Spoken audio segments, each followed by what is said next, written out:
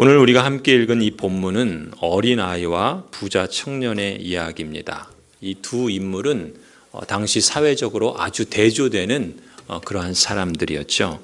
소자와 부자의 대조이고 아이와 성인 남자의 대조이고 힘이 없는 자와 힘이 있는 자의 대조입니다. 이렇게 뚜렷하게 대조되는 두 인물을 통해서 예수님께서는 지위와 소유의 문제에 대해서 말씀하십니다. 곧 누가 크냐의 문제이고 누가 부자냐의 문제입니다. 그것은 곧 인간의 욕망의 가장 핵심적인 질문이죠. 누가 크냐? 누가 부자냐? 돈과 지위를 최고의 가치로 여기는 세상에서 우리는 살아가고 있습니다. 그러한 세상 속에서 그러나 이 세상에 속하지 않은 하나님 나라의 시민으로서 우리는 진정 무엇을 갈망해야 하는가라는 것을 함께 살펴보고 있습니다. 지난달 우리는 이 소자의 이야기에서 하나님 나라에서 누가 진정 큰 사람이냐라는 것을 이미 살펴보았습니다. 오늘 밤에는 이 부자 청년의 이야기를 통해서 그렇다면 누가 진정한 부자냐라는 문제를 함께 살펴보려고 합니다. 이 청년은 경건했습니다. 그리고 게다가 부유하기까지 했어요. 더 나아가서는 다른 성경을 보면 이 청년은 관원이었다. 안정된 직업을 가진 청년이었습니다.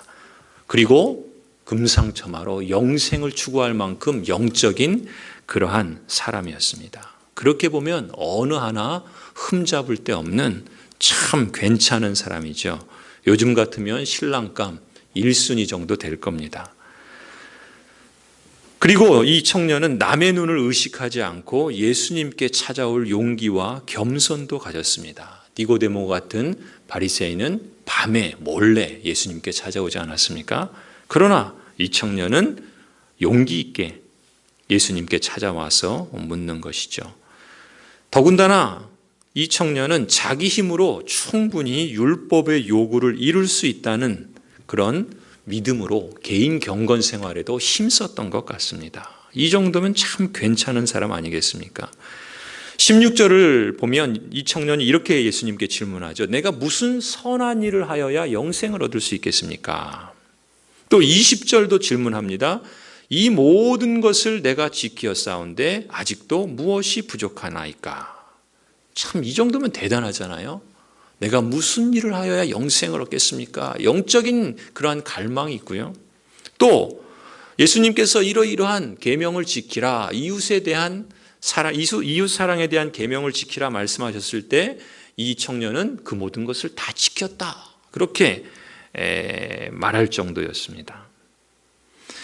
이 청년은 앞에 소개된 어린 소자와는 대조적이죠. 한마디로 경제적으로 부자입니다. 자기 힘으로 충분히 모든 필요를 채울 수 있는 그런 능력자입니다. 또 종교적으로 영적으로 부자입니다. 자기 힘으로 바리새인처럼 자기를 의롭다고 믿는 그런 사람이었습니다. 굳이 어쩌면 이 사람은, 이 청년은, 이 부자 관원은 어쩌면 하나님을 의지할 필요가 없는 사람처럼 보입니다.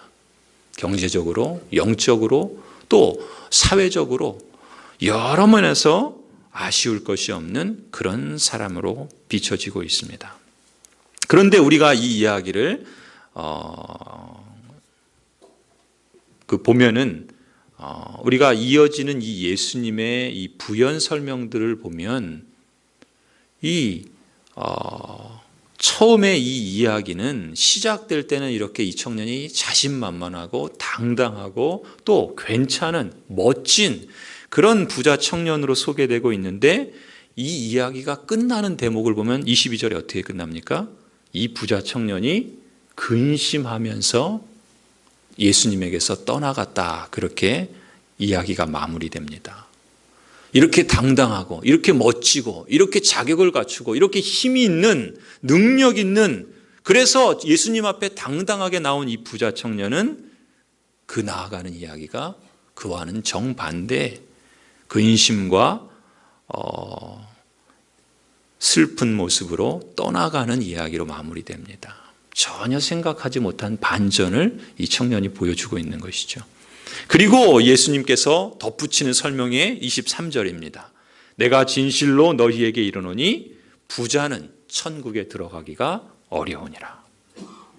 아마 이 말을 듣고 있던 주위의 제자들은 연거푸 놀랐을 겁니다.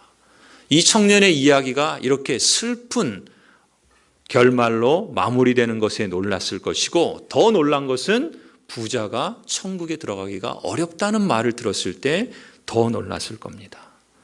예수님은 심지어 이렇게까지 말씀하셨습니다. 다시 너희에게 말하노니 낙타가 바늘기로 들어가는 것이 부자가 하나님의 나라에 들어가는 것보다 쉽다. 그 집채만한 큰 낙타가 그 바늘 구멍으로 들어가는 것이 가능하겠습니까? 그런데 그것이 더 쉽다는 겁니다. 부자가 하나님 나라에 들어가는 것보다. 그러니 제자들은 이 말을 듣고서 어안이 벙벙했겠죠. 심히 놀라고 마치 뒤통수를 한 대 탁 맞는 것처럼 번쩍 정신이 들었을 겁니다. 제자들은 당혹감을 감추지 못해서 예수님께 다시 묻습니다. 그러면 주님, 부자가 천국에 들어가는 것이 어렵다면 그러면 주님, 도대체 누가 구원을 얻을 수 있습니까? 제자들이 이렇게 묻습니다. 왜 제자들은 이렇게 깜짝 놀란 것일까요? 제자들이 생각한 것과 예수님이 생각한 것이 전혀 달랐기 때문에 그렇습니다. 제자들이 생각하는 천국에 들어가는 것과 예수님의 생각과는 전혀 달랐기 때문에 엄청난 차이가, 그 서로 생각의 차이가 있었다는 걸 우리가 짐작할 수 있습니다. 당시 제자들은 이렇게 이해했습니다. 구약에서, 유대교에서 재물과 부는 하나님의 축복의 증거였습니다. 아브라함을 보십시오. 욥을 보십시오. 구약에서 하나님의 축복을 받은 사람들은 다 하나님의 사람들이었습니다. 재물과 부는 하나님의 축복의 증거였습니다. 반대로 가난하고 빈곤하고 또 이러한 것은 하나님께서 저주를 내렸다, 그렇게 생각을 했습니다. 부자였던 욥이 고난을 당하자 사람들은 뭐라고 말합니까? 그가 하나님의 저주를 받았다, 그렇게 말하지 않습니까? 이 부자, 이 유대인에게 있어서 이 가난이라는 것은 불편함 이전에 하나님의 저주였습니다. 부끄러움과 멸시의 대상이었습니다. 그러니 이 제자들은 어떻습니까? 이 부자 청년은 어떻습니까? 제자들이 볼 때는 부러움의 대상이었어요. 부자죠. 관원이죠. 또 영적으로 경건하죠. 뭐 이 정도 되면 그야말로 하나님께서 축복한 전형적인 사람이었습니다. 그런데 제자들이 그 청년을 볼 때, 야, 저 사람이야말로 하나님이 축복하신 사람이구나 라고 부러워하는 그런 대상이었는데, 자신들은 어떻겠습니까? 그 청년에 비하면, 그 부자에 비하면 그야말로 여러모로 자격미달이라고 여겼을 겁니다. 그런데 그런 부자가 하나님 나라에 들어가는 것이 불가능하다면, 도대체 그런 사람이 불가능하다면 그 이외의 사람들은 어떻게 더더욱이나 어렵지 않겠는가? 이것이 제자들의 놀랄 수밖에 없는 이유였습니다.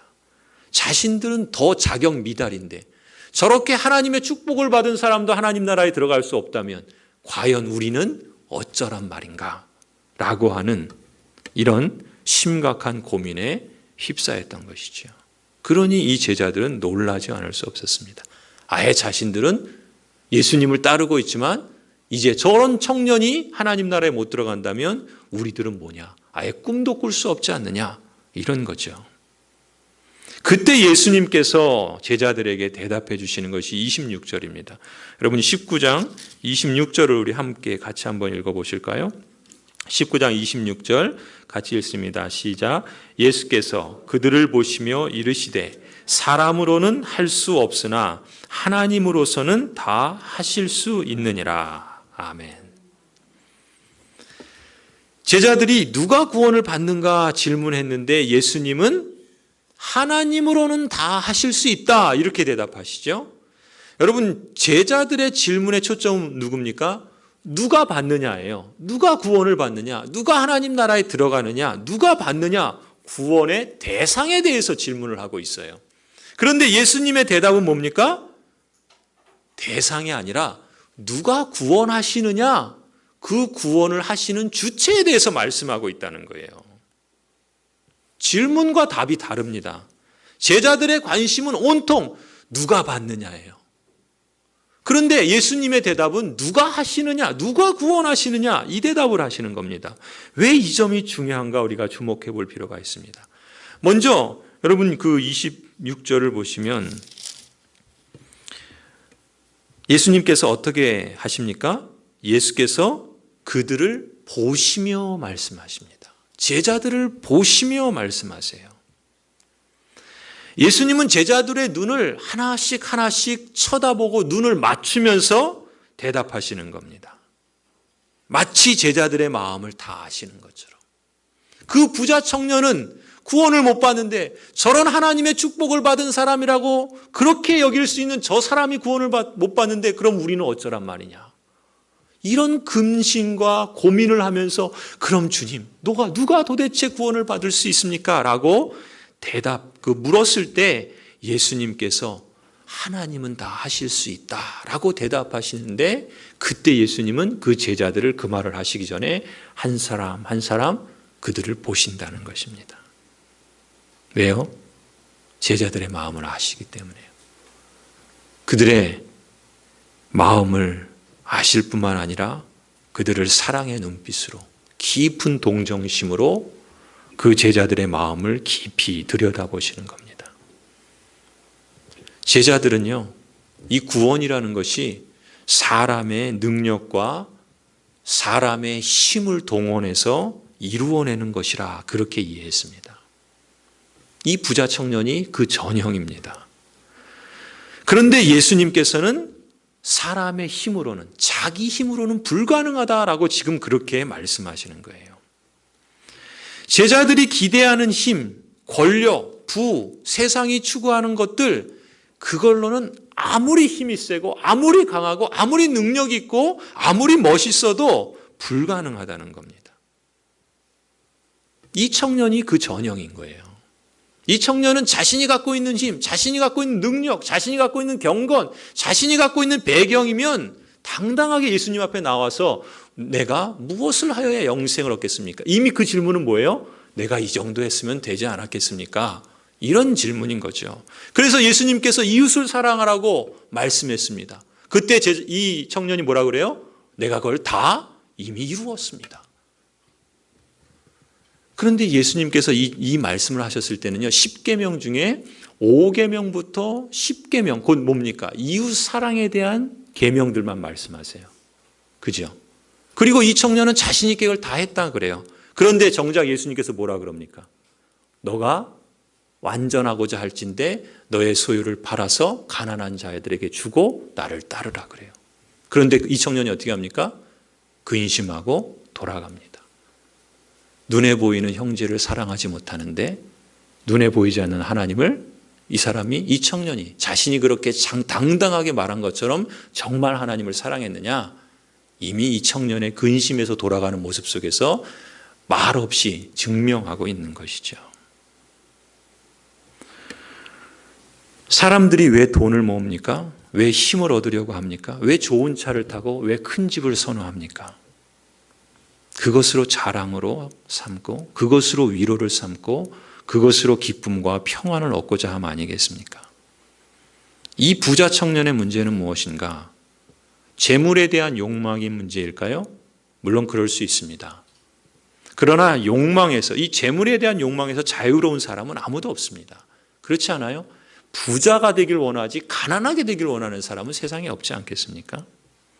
그런 점에서 보면 이 부자 청년이 재물에 대한 욕망이 근본적인 문제다. 꼭 그렇게 볼 것만은 아닙니다. 그렇다면 뭐가 문제인가? 이 청년에게 재물이 그에게 짐이 되었다는 것이 문제입니다. 달리 표현하면 이 청년은 그의 소유에 절대적으로 묶여 있었습니다. 그것이 자기 존재의 근거입니다. 자기를 대표할 수 있는 힘입니다. 자신의 행위의 근거였던 것입니다. 그래서 질문을 뭐라 그래요? 그는 무엇을 하여야 영생을 얻을 수 있을까? 이렇게 질문했습니다. 그건 달리 말하면 그에게 소유는 바로 무엇을 하여야 자신의 질문과 깊이 연관되어 있는 것입니다. 이 청년이 재산을 물려받았는지 사업을 잘했는지 그건 우리가 알 수 없지만 남이 볼 때 무언가 잘해서 소유가 많다라고 볼 수 있겠죠. 이 청년은 그걸 놓칠 수가 없는 겁니다.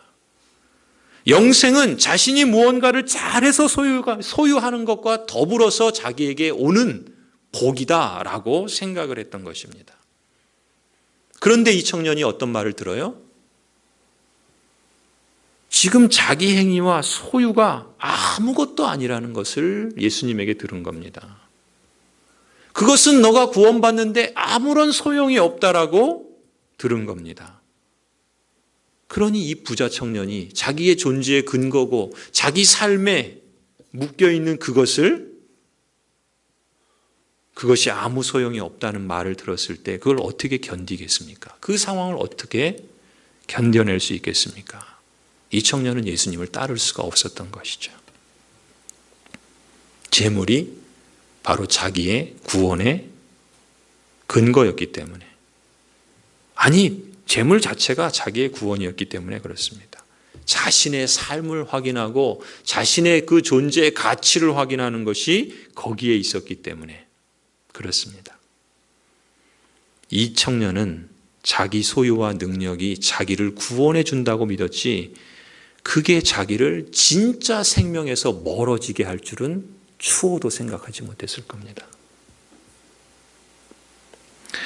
어떤 분이 부의 부작용을 이렇게 정리했더라고요. 부는 영적 생활에 목을 조른다. 부를 지키고 늘리는 데 관심을 쏟다 보면 영적 생활이 고갈된다. 부를 어느 정도 소유하게 되면 자신의 삶을 스스로 보장하려는 유혹을 받게 되며 미래의 안전을 보장하려는 욕구는 근심과 염려를 불러온다. 부는 우리 눈을 멀게 한다. 타인의 아픔을 보지 못하게 한다. 부는 자신을 지배자로 만들어 하나님의 자리를 빼앗는다. 부를 잘못 따르면 그것 때문에 심판을 받게 된다. 이 청년의 그 마음 깊숙한 곳에 이것이 있었던 것이죠. 그런데 예수님께서는 뭐라고 하시는 겁니까? 자기의 힘, 자기의 소유, 세상적인 자랑, 세상적인 능력, 자기의 그런 거는 불가능하다는 겁니다. 잠시 잠깐 사람에게 위로가 될 수 있겠죠. 자랑이 될 수 있겠죠. 다른 사람에게 그것을 통해서 자랑과 위로가 될 수 있을지는 모르지만 적어도 하나님 앞에서는 위로가 될 수 없다는 겁니다. 머지않아 또 다른 욕망을 갖게 되고 또 그걸 더 채우기 위해서 수단 방법 가리지 않게 되고 안 되면 안다라고 스스로를 괴롭게 할 뿐 아니라 설사 그걸 얻는다 하더라도 거짓된 평안 속에서 결국 파멸과 죽음에 이를 뿐입니다. 사실 제자들의 생각도 이 부자 청년의 생각과 다르지 않았던 겁니다. 제자들도 구원의 방식이 이 청년처럼 자신들이 무엇을 하여야 구원을 받을 수 있다라고 여겼던 것이죠. 그래서 예수님께서는 이 제자들의 생각을 바로잡아 주실 필요가 있었던 겁니다. 아니, 사람들이 구원의 방식으로 여겼던 사고방식으로부터 바로잡아 주실 필요가 있었던 것입니다. 경제적으로 부자고 종교적으로 부자라고 여겼던 이 청년에게 너가 정말 온전하고자 한다면 너의 소유를 팔아 가난한 사람들에게 주라. 그리고 와서 나를 따르라 요구하셨던 것처럼 너가 의지하는 부, 너가 자랑하는 종교적 의, 아니 그런 것으로 너 스스로 괜찮다 여기는 그런 사고방식 그거 버리고 나를 주인으로 받아들이고 나를 따르라. 성도 여러분, 예수님을 제대로 믿고 따르는 사람은 최소한 2번 당황하지 않을 수 없습니다. 첫 번째는요, 예수님은 진리이시고 진리라는 것은 틀리지 않다는 것이죠. 예수님은 창조주이십니다. 모든 것의 주인이시라는 말이죠. 그런 예수님이, 그런 하나님이 요구하시는 것이 때로는 자신이 생각하는 것 이상을 요구하기 때문에 당황하게 됩니다.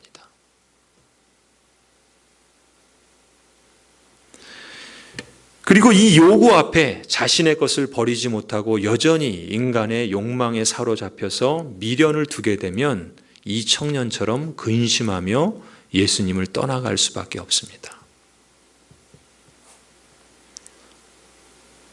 영생을 얻기 위해서 찾아온 청년인데 근심하며 떠나갑니다. 하나님 나라의 생명을 얻는 것은 우선 인간적인 모든 조건으로는 불가능하다는 것을 인정해야 합니다. 아니, 인간의 욕망은 거짓된 평안을 줄 뿐입니다. 결국 죽음의 문제를 해결하지 못합니다. 오히려 평생 그 욕망의 종이 되어서 노예로 묶어둘 뿐입니다. 반면에 하나님 나라의 생명을 진지하게 갈구하는 사람은요, 이 본문의 제자들처럼 인간적인 능력과 그걸 이루려는 욕망과 관련해서 절망하는 순간을 언제나 한 번은 필연적으로 직면하게 되어 있습니다. 이 제자들이 말했던 것처럼 자신의 능력과 힘으로 구원을 받을 수 없다면 도대체 누가 구원을 받을 수 있습니까? 절망하는 거죠. 예수님의 대답은 뭡니까? 사람으로는 할 수 없다는 겁니다. 어느 누구도 할 수 없습니다. 그러나 오히려 예수님의 대답은 뭡니까? 하나님으로는 다 하실 수 있다는 거예요. 예수님을 제대로 만난 사람이 두 번째 당황하지 않을 수 없는 것이 이것입니다. 창조주이신 하나님이 허락하시는 것이 때로는 자신이 생각하는 것 이상의 것을 값없이 주시는 것 때문에 당황하게 됩니다. 하나님께서 때로는 우리가 생각하는 것 이상의 것을 요구하시기 때문에 당황하기도 하지만 그 반대로 하나님께서는 우리가 생각하고 요구하는 것 그 이상, 우리가 기대하는 것 그 이상을 하나님은 값없이 주시기 때문에 우리는 거듭 놀라지 않을 수 없다는 것이죠. 성도 여러분, 세상의 기대를 갖고 신앙의 길을 출발했지만 예수님을 따라 십자가의 길을 가는 제자들에게 예수님께서는 새롭게 자기의 것으로 삼아야 될 하나님 나라의 가치관을 교훈해 주시고 계십니다. 부자와 소자의 이야기를 통해서 하나님 나라에서 누가 진정 큰가? 하나님 나라에서 진정 누가 부자인가? 부와 지위를 최고의 가치로 여기는 이 세상 속에서 하나님은 오늘 우리에게도 동일한 질문을 하십니다. 우리가 하나님 나라의 시민으로서 이 악한 세상에서 살아가고자 한다면 우리는 진정 무엇을 갈망해야 하는가? 여러분, 구원이 시작될 때는 한순간에 이루어지지만요, 그것이 끝이 아니라 시작이라 말씀을 드렸습니다. 그리고 그 구원이 시작이 있는 것처럼 반드시 거기에는 과정이 있습니다. 우리의 삶의 인생의 여정이 그 과정이죠. 우리가 공부가 과정이듯이 이 믿음도 과정이 있다라는 것입니다. 우리는 이 과정을 지금 거치고 있는 것입니다. 예수님이 충분한 능력이 있으시지만 그 싸움을 예수님이 대신해 주지는 않습니다. 이 고단한 과정 없이 우리가 당장 높은 영적인 수준에 놓여지지 않는다는 것입니다. 여정이 필요합니다. 오늘 우리 풍삼첫 2기 하면서도 우리 말씀 묵종하면서 그런 말씀을 드렸어요. 성경 말씀을 읽고 또 거듭 묵상하고 그 의미가 무엇인지 찾고 그 뜻을 왜 하나님께서 말씀하시며 그것이 내 삶에 어떤 의미가 있는가라는 것들을 우리가 찾으며 또 그것을 따라 순종하려고 합니다. 이것이 말씀 묵종의 과정이에요. 그런데 안 하던 걸 하면요, 쉽지 않습니다. 몸에 배어있지 않는 걸 하면요, 이게 불편합니다. 하다못해 손에 자그만 이 가시가 박혀도 이 몸이 이게 견뎌내질 못하는데 이 몸에 맞지 않는 것을 한다는 것은 그렇게 쉽지 않습니다. 영적인 과정이 그렇습니다. 하나님께서 우리에게 영적인 생명을 주신 것은 한순간에 이루어질 수 있어요. 우리를 구원하시는 일은 놀랍도록 우리가 상상하고 요구한 그 이상의 것을 하나님은 값없이 주십니다. 그러나 그 여정은 우리에게 성실히 그것을 살아가야 할 과제로 주시는 것입니다. 어쩌면 그것은 고단한 싸움이 될 수도 있어요. 매일매일 우리가 삶이 어떤 면에서는 정말 신자답게 살려고 하면은 작은 것에도 고민하지 않습니까? 그렇지 않은 사람은 너무 쉽게 행동하는데 우리는 너무 작은 것에도 우리의 양심과 신앙, 하나님의 말씀 앞에서 늘 부끄럽지 않습니까? 그래서 주일날 하나님 앞에 나와 기도할 때는 우리가 나름대로 하나님의 뜻을 따라서 살아보려고 애쓰고 몸부림쳐봐도 내 자신을 보면 여전히 부족하고 여전히 죄를 행하고 있고 여전히 실패한 모습들을 보지 않습니까? 그래서 하나님 앞에 용서를 구하고 하나님의 은혜를 구하고 하나님께서 다시금 새 힘을 주시고 살아가도록 그렇게 간구하지 않습니까?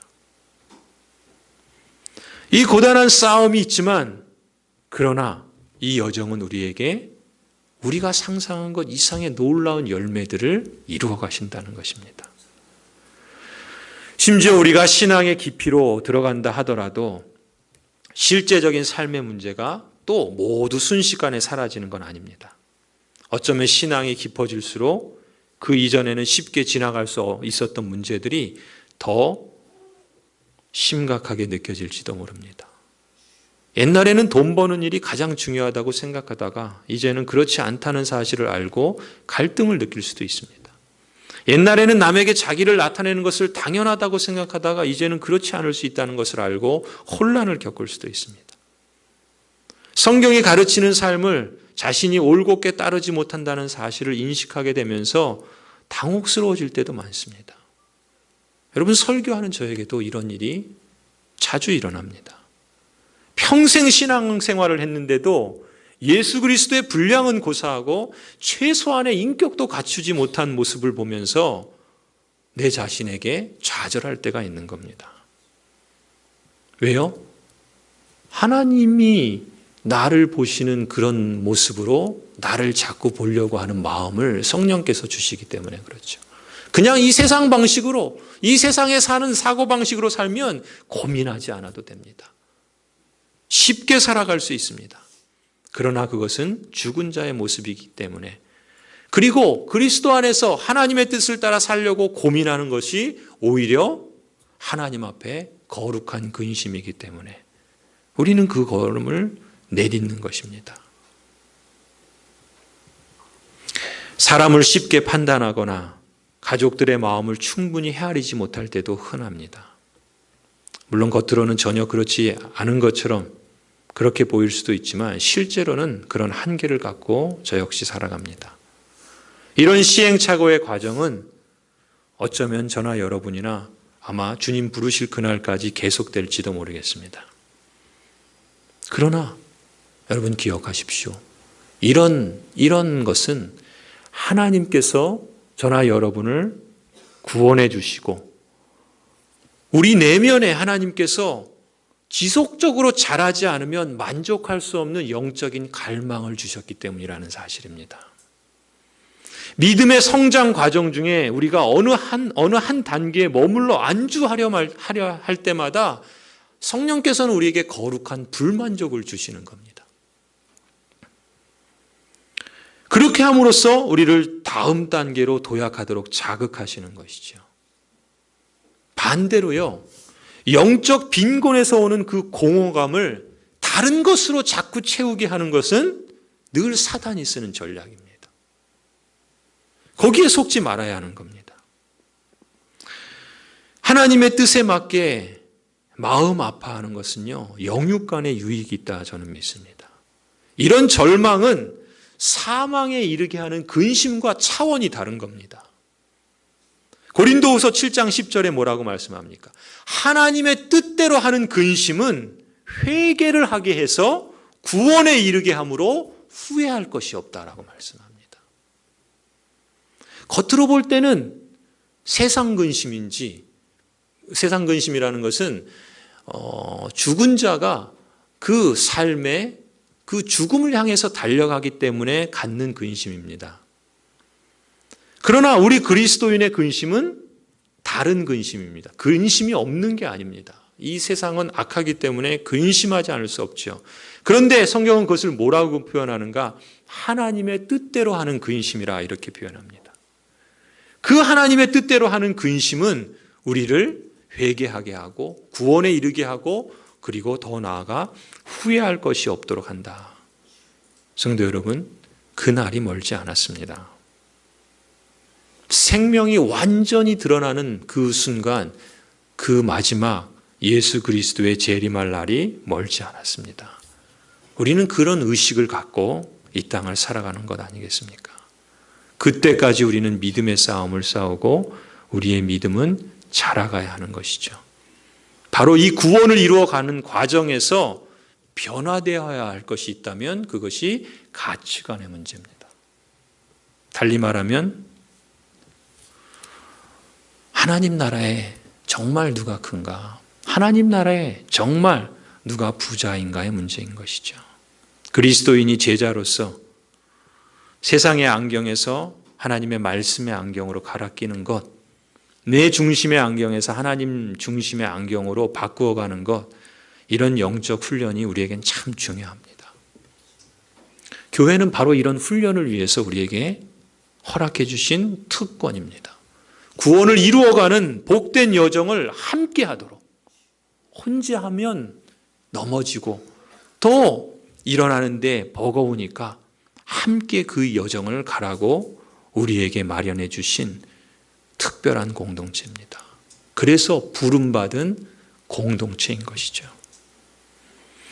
우리는 모든 활동과 관계 속에서 서로서로의 영적인 유익을 위해서 평강을 확대하고 또 성숙을 조력해주는 영적인 동지이자 신앙적인 가족이라는 것을 잊지 않았으면 좋겠습니다. 좋은 일이건 때로는 연약해서 발생하는 일이건 그 모든 과정에서 우리의 영적인 안목이 세상의 것으로부터 주님의 것으로 바뀌는 그런 복된 과정으로 볼 수 있었으면 좋겠습니다.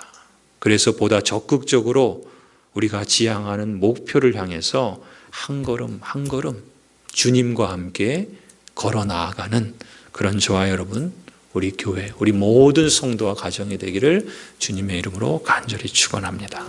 기도하시겠습니다.